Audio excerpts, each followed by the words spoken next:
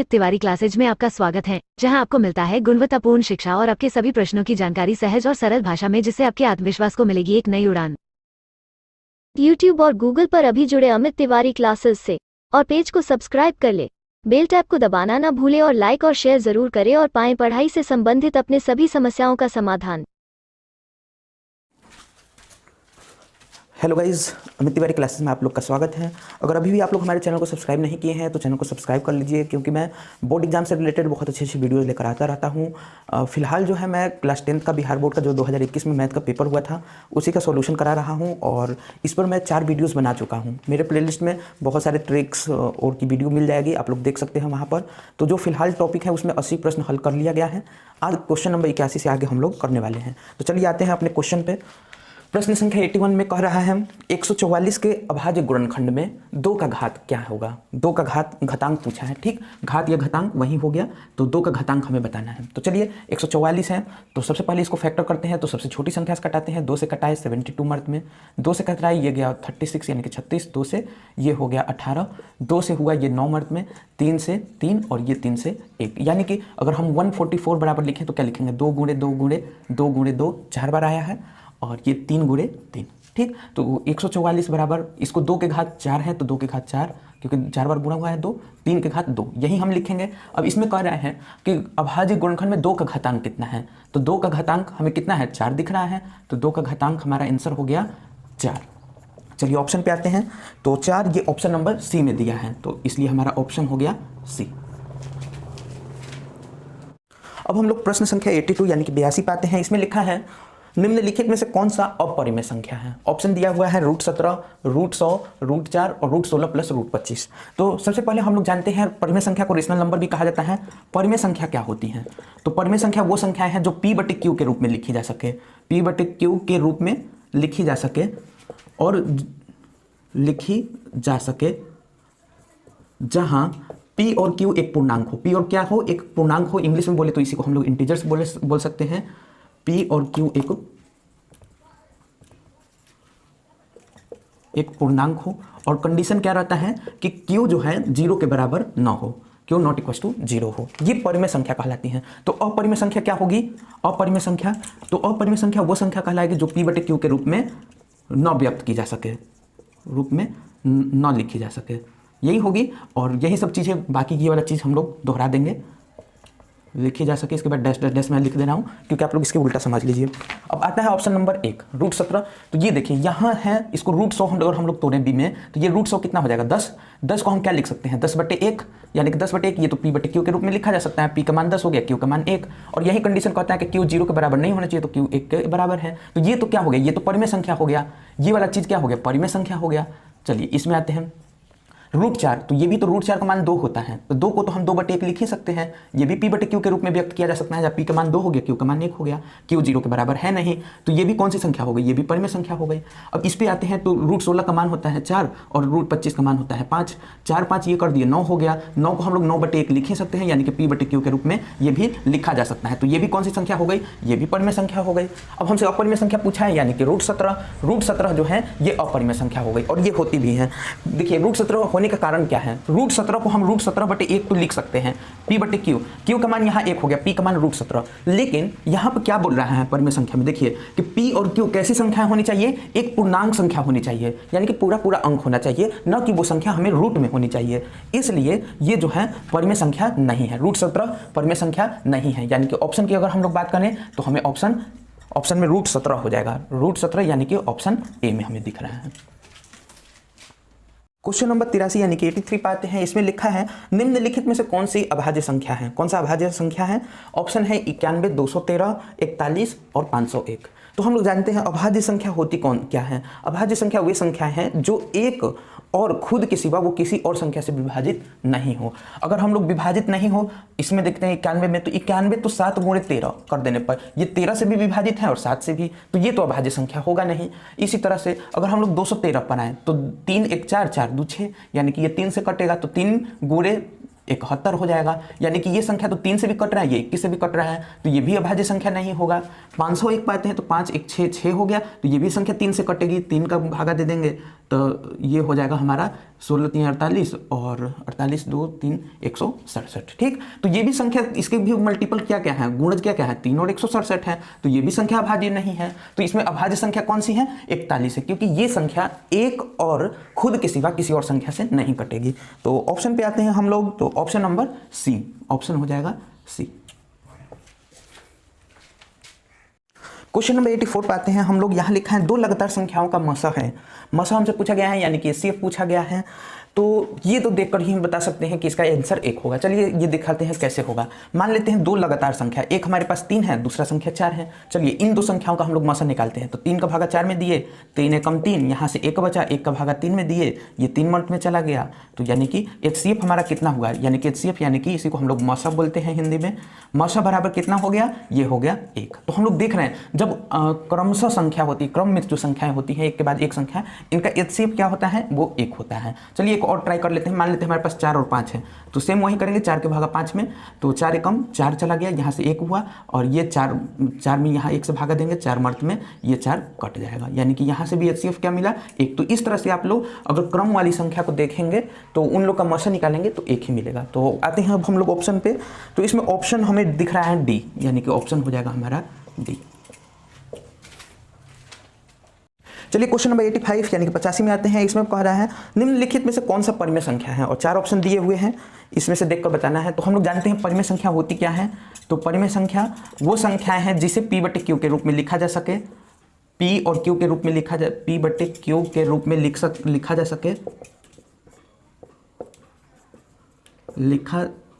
जा सके, जहां p और q क्या हो, एक पूर्णांक हो, p और q एक पूर्णांक हो और q 0 के बराबर नहीं हो। यही होता है q नॉट इक्वल टू 0। तो चलिए हम लोग देखते हैं, इसको अगर लिखना होगा तो हम क्या लिखेंगे, होल अंडर रूट, इसको ऐसे कर देते हैं, रूट 1 बटे रूट 144 यही लिखेंगे। तो इसका जो मान हो जाएगा 1 बटे 12, 1 बटे 12 हो गया। तो ये p बटे q के रूप में लिखा जा सकता है, जहाँ p का मान क्या हुआ, 1 हो गया, q का मान 12, यही ना। और 1 और 12 दोनों क्या है, पूर्णांक है, और q का मान 0 के बराबर नहीं है। तो यहाँ से देख कर मालूम चल जा रहा है कि हमारा यही संख्या परिमेय संख्या है। चलिए इसमें आते हैं। तो इसमें देखेंगे तो ये तो 1 बटे 10 हो जाएगा, 1 बटे 10 यानी कि रूट 1 बटे रूट 10, यानी कि 1 बटे रूट 10। अब रूट 10 जो है एक अपरिमेय संख्या है, तो ये संख्या क्या हो गई, अपरिमेय हो जाएगी, अपरिमेय। और हम लोग उस परिमेय संख्या पूछा हुआ है। इसी तरह से इसको अगर हम लोग तोड़ेंगे तो इसको हम लोग लिख सकते हैं 4 रूट 2। 4 रूट 2 भी क्या है, रूट 2 इसमें एक अपरिमेय संख्या है। तो जब परिमेय संख्या अपरिमेय संख्या का गुणा होता है तो ये भी अपरिमेय संख्या हो जाती है। यहाँ ये संख्या परिमेय संख्या है, ये संख्या अपरिमेय है। जब परिमेय में अपरिमेय जुड़ता है तो ये भी संख्या अपरिमेय हो जाती है। यानी कि हमारा आंसर कौन सा सही है, ए है। ऑप्शन पर आते हैं तो ऑप्शन हमारा ए जो है ये सही है। हम लोग क्वेश्चन नंबर 86 यानी कि 86 पे आते हैं। इसमें कह रहा है किसी पूर्णांक p के लिए, कोई पूर्णांक p हमें दिया है, प्रत्येक सम पूर्णांक का रूप होगा। तो सम पूर्णांक का रूप क्या होगा, ऑप्शन दिया है, डायरेक्ट हम लोग इसमें हिट एंड ट्रायल विधि लगाएंगे। ऑप्शन में हम लोग n का p का कोई मान रख लेते हैं। मान लेते हैं p का मान अगर हम लोग 1 ले लें, तो p का मान 1 ले लें तो क्या हो जाएगा, p गुणे 1 प्लस 1, यानी कि ये हो जाएगा 3। अब 3 तो एक सम संख्या है नहीं, तो इस तरह से ये पहले ही लेवल पर ये जो है गलत प्रूफ हो गया। चलिए आते हैं यहाँ पर p का मान अगर हम 1 ले लेते हैं तो p है केवल, तो इसका भी मान 1 हो जाएगा, ये भी सम संख्या नहीं है, तो ये भी हमारा गलत हो गया। इसमें आते हैं तो अगर p का मान अगर हम 1 ले लेते हैं तो p प्लस 1 यानी कि 1 प्लस 1 इसका मान हो गया 2। अब अगर हम p का मान 2 रखते हैं, फिर चेक करते हैं तो इसमें हो गया p प्लस 1 यानी कि 2 प्लस 1 रखेंगे तो इसका मान हो गया 3। 3 तो सम संख्या है नहीं, तो ये भी हमारा क्या हो गया, गलत, क्योंकि ये सारी संख्याओं पर सेटिस्फाई करना चाहिए। p का मान क्यों ना हम 1 लें, 2 लें, 3 लें, 4 लें, कुछ भी लें, वो सेटिस्फाई करना चाहिए, तभी तो वो सम पूर्णांकों का रूप कहलाएगा। अब आइए इस पे हम लोग आते हैं 2p वाले ऑप्शन पे। तो p बराबर अगर एक ऑप्शन ले लेते हैं तो 2p है, यानी कि 2 गुणे 1, ये भी 2 एक सम संख्या है।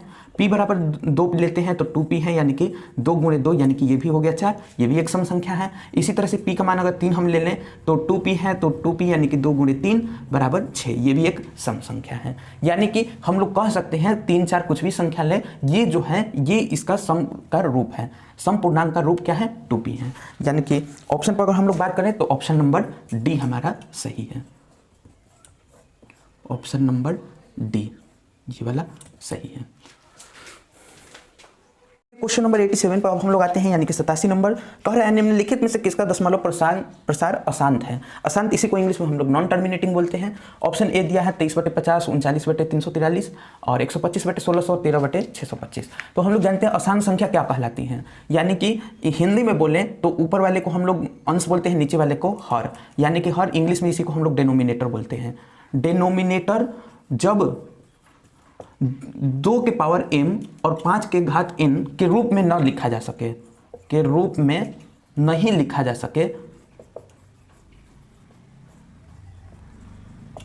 सके, वो अशांत कहलाती हैं। क्योंकि शांत संख्या क्या कहलाती हैं, 2 के जिसका डेनोमिनेटर यानी कि हर है किसी भिन्न का, उसका अगर जो भिन्न का हर है वो 2 की घात m और 5 की घात n में रूप में लिखी जाती है, तो वो शांत संख्या होती है। तो जो नहीं लिखी जा सके वो क्या कहलाएगी, अशांत संख्या। तो इसमें से ऑप्शन देख करके हमें मालूम चल रहा है कहीं ना कहीं ऑप्शन बी है। क्यों? क्योंकि इसके डेनोमिनेटर में क्या है, 343। अब 343 आएगा कैसे, तो ये जो होता है 7 का क्यूब होता है, न इसमें 2 आया न इसमें 5 आया, ठीक, न 2 आया न 5 आया। क्या है कि 2 और 5 न आए, जिसमें वही होता है, तो न 2 आया है न 5 आया है। तो यहाँ पर हमारा ऑप्शन अब कौन सी हो जाएगी, ऑप्शन बी। क्वेश्चन नंबर 88 यानी कि 88 पर हम लोग आते हैं। यहाँ लिखा हुआ है बहुपद 5y² - 14y + 8 के शून्यकों का योग क्या होगा।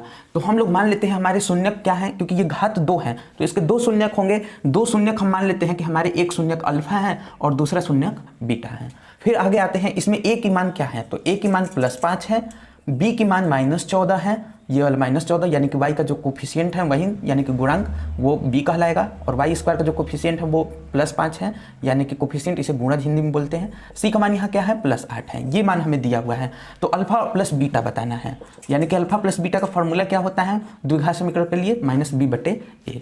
तो -b/a है, -b यानी कि माइनस पहले चिन्ह लगा देंगे, फिर -14 है b का मान, तो -14/a का मान 5 है। अब माइनस माइनस आपस में गुणा हुआ प्लस हो गया, यानी कि ये हो गया 14/5।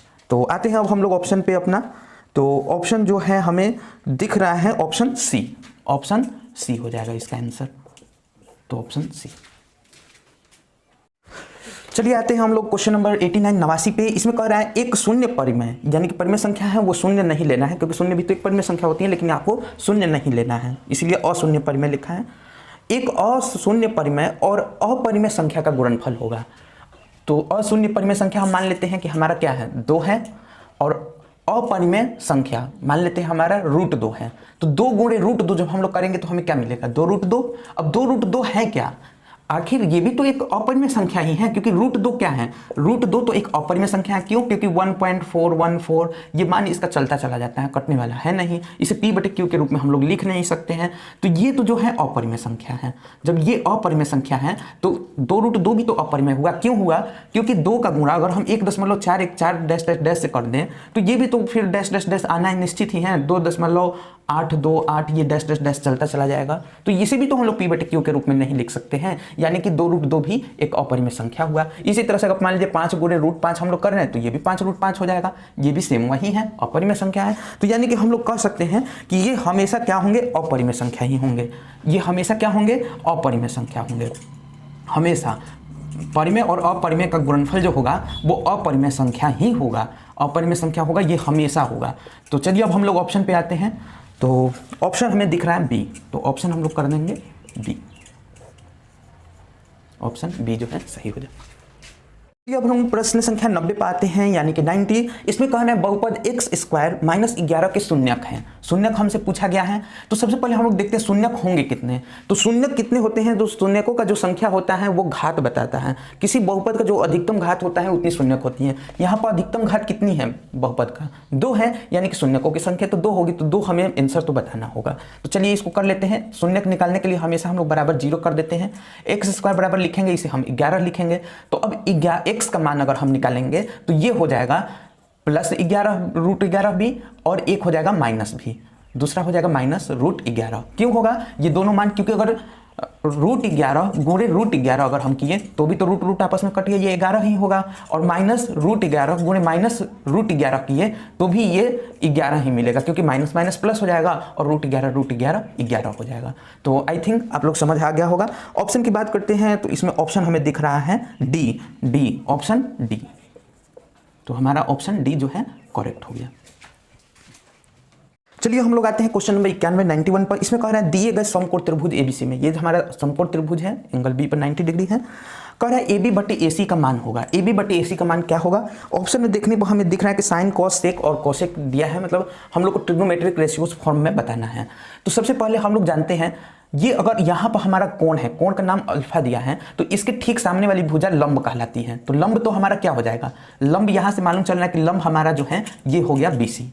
और एसी हमेशा दो भुजाओं को जो जोड़ती हैं और सबसे बड़ी भुजा होती है त्रिभुज की, वो तो कर्ण कहलाती हैं। तो कर्ण तो हमें एसी है ही दिया हुआ, यानी कि ए बी जो है वो क्या हो गया? आधार हो गया।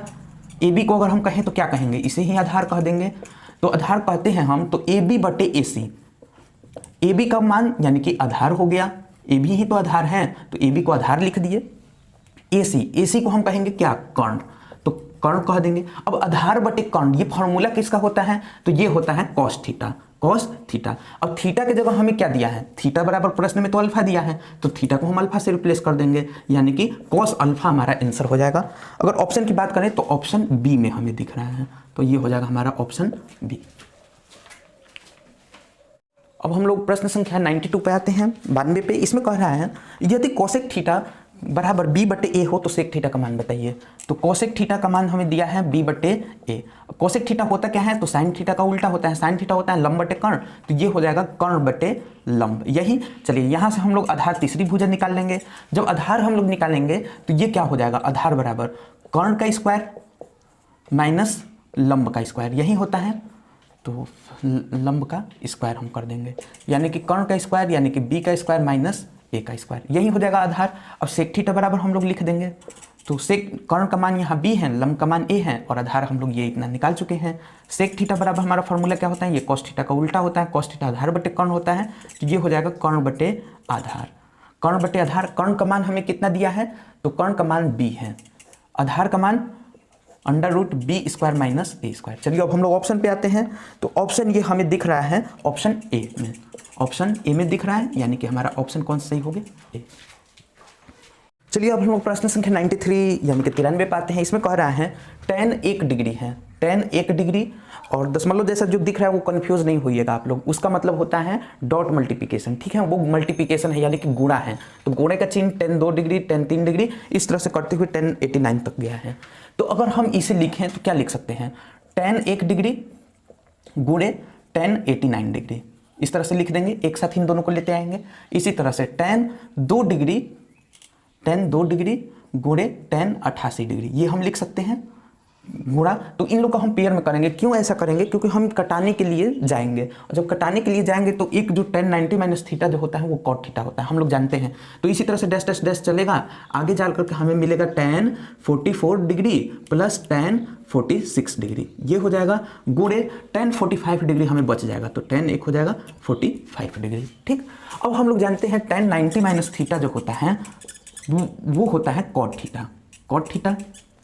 तो इसको हम क्या लिख सकते हैं? tan 1 को चेंज करेंगे, 1 को नहीं करेंगे, तो tan 1 को हम tan 1 लिख देंगे, और tan 89 को हम कितना क्या लिख सकते हैं? tan 89। देखिए यहाँ पर दिखाता हूँ मैं, tan 89 लाना है, तो tan 89 लाने के लिए मैं 90 में से कितना घटाऊंगा? 1 घटाऊंगा। तो थीटा की जगह जब मैंने 1 रिप्लेस कर दिया, तो cot थीटा में थीटा की जगह मैं क्या लिखूंगा? 1 लिखूंगा, तो cot 1, तो cot 1 इसको मैं लिख सकता हूँ। इसी तरह से आप सेम कीजिएगा, तो इसमें tan 2 डिग्री है, तो tan 2 डिग्री गुणे ये, इसको हम क्या लिख सकते हैं? cot 2 डिग्री, तो कॉट हम 2 डिग्री लिख देंगे, डैश डैश डैश गया। इसमें इसको हम लिखेंगे tan 44 डिग्री, तो इसको जब हम लोग चेंज करेंगे, ये सॉरी यहाँ गुणे का चिन्ह है गुणा, तो ये हो गया कॉट कितना हो जाएगा? कॉट 44 डिग्री, ठीक। अब हमारा एक tan 45 बचा है, इसको भी हम लोग लिख देंगे tan 45 डिग्री। चलिए इसका मान अब tan 1 डिग्री है, तो tan 1 कॉट 1 को हम क्या लिख सकते हैं? देखा जाए तो tan थीटा बराबर क्या होता है? 1 बटे कॉट थीटा, या कॉट थीटा बराबर क्या होता है? 1 बटे tan थीटा। तो ये संख्याएं तो आपस में कट जाएंगे, tan tan कॉट है, तो 1 बटे इसको हम लिख देंगे tan 1 डिग्री, ठीक। तो इसी तरह से ये वाला आपस में कट जाएगा, तो ये 1 आना है, तो मैं डायरेक्ट कर देता हूँ यहाँ पर। चलिए मैं इसको मिटा देता हूँ और डायरेक्ट इस तरह से मैं काट देता हूँ क्योंकि स्पेस और टाइम दोनों का बचत हम लोग करते हैं। इसको इस तरह से कट जाएगा, ये इससे कट जाएगा, यानी कि सारी संख्या कट जाएंगी, हमें बचेगा कौन, तो केवल tan 45 बचेगा, यानी कि tan 45 हम लिख देंगे बराबर। अब tan 45 का मान कितना होता है, tan 45 डिग्री का मान 1 होता है, तो यही हमारा आंसर हो जाएगा। चलिए हम लोग ऑप्शन पे आते हैं, तो ऑप्शन नंबर बी हो जाएगा हमारा सही, ऑप्शन बी। क्वेश्चन नंबर 94 पे आते हैं। ये क्वेश्चन डायरेक्ट फार्मूला से पूछ लिया गया है। कह रहा है cos 90 माइनस ए क्या होता है, तो हम लोग जानते हैं cos 90 माइनस जो थीटा होता है ये होता है साइन थीटा। अब थीटा की जगह इसने ए से रिप्लेस कर दिया है, तो इस केस में हमें क्या आंसर मिलेगा, साइन ए हो जाएगा, यही हमारा आंसर हो जाएगा। चलिए ऑप्शन पे आते हैं, तो ऑप्शन नंबर बी में हमें दिख रहा है, यानी कि ऑप्शन हो गया बी।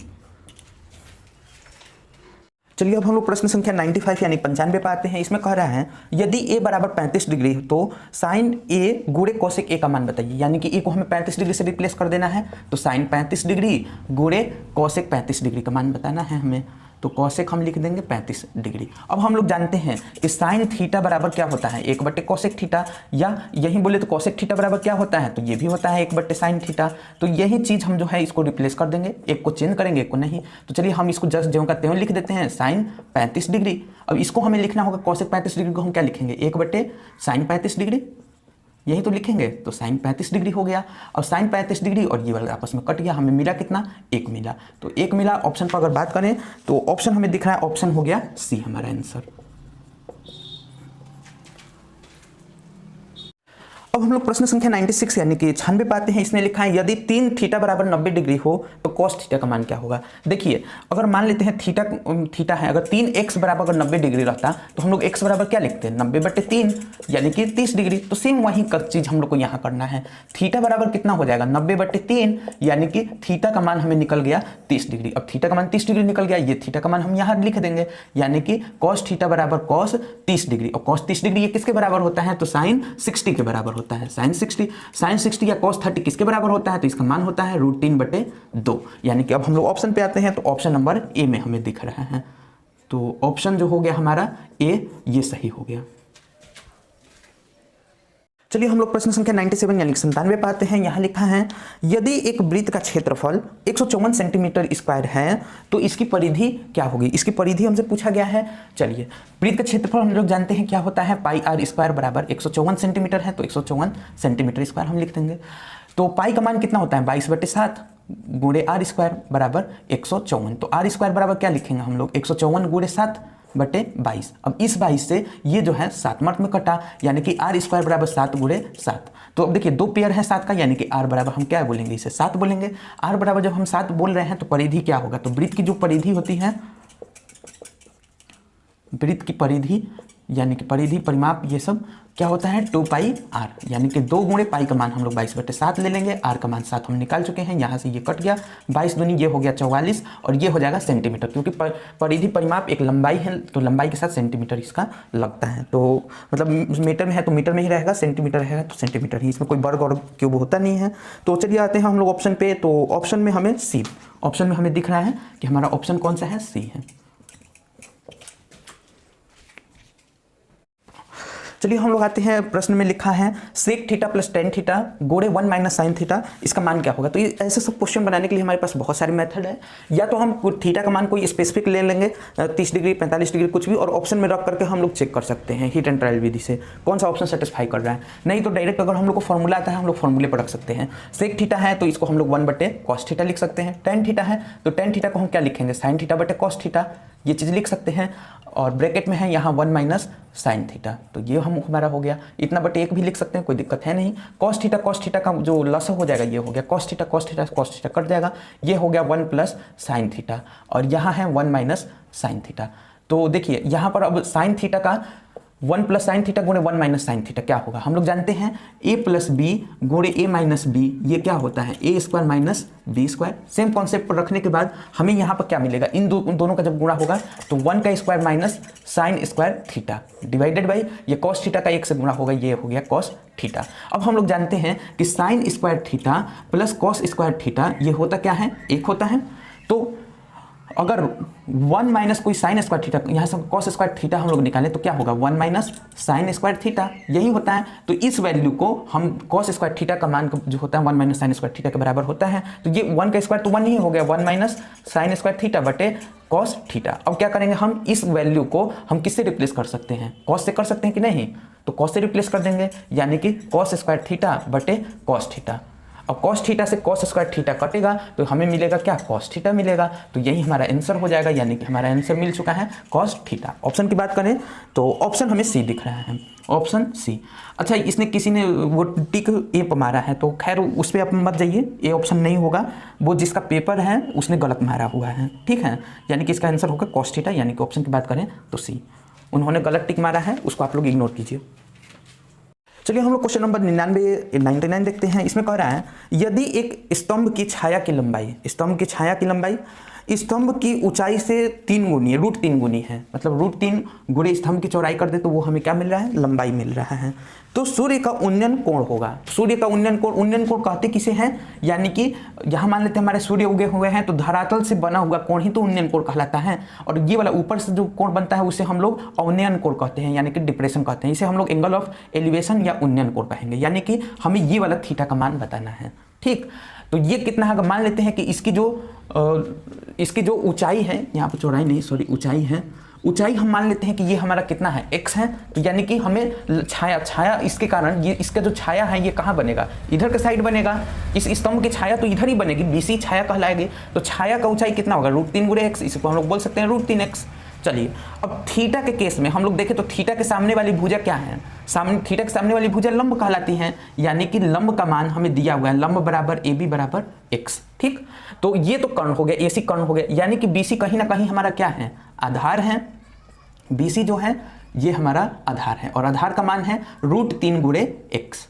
तो हम लोग लंब और आधार के बीच में किस रिलेशन से निकाल सकते हैं, इसको बनाने के लिए आप sine theta cos theta tan theta किसी भी मान पे आप निकाल सकते हैं, लेकिन हम लोग सबसे इजी अप्रोच करेंगे।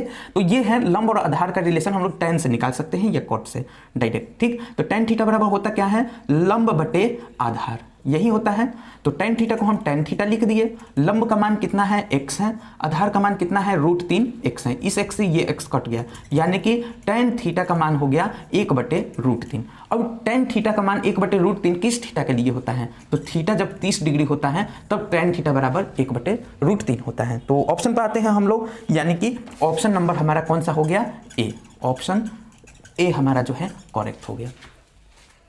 अब हम लोग प्रश्न संख्या 100 आते हैं, यानी कि ये इस क्वेश्चन का आखिरी क्वेश्चन है इस MCQ क्वेश्चन का। इस पर हम लोग देखते हैं not tan square alpha minus not tan square theta, इसका हम लोग का पूछा हुआ है कि मान क्या होगा, यही है। तो यहाँ से हम लोग 9 कॉमन ले सकते हैं, 9 कॉमन ले लिए, tan स्क्वायर हो गया अल्फा माइनस सेक स्क्वायर, ये सॉरी यहाँ भी अल्फा है, थीटा नहीं ये अल्फा है, इसे आप भी अल्फा कर लें, ठीक, ये अल्फा हो गया, ठीक। अब हम लोग जानते हैं कि ये जो है एक फार्मूला बनता है, ये फार्मूला बनता है ATM का सिक्योरिटी गार्ड, मतलब 1 + tan स्क्वायर थीटा, ये होता है सेक स्क्वायर थीटा। इसको मैंने याद करने को बहुत सारे फॉर्मूले भी दिए थे, कैसे आप लोग इसे याद रख सकते हैं।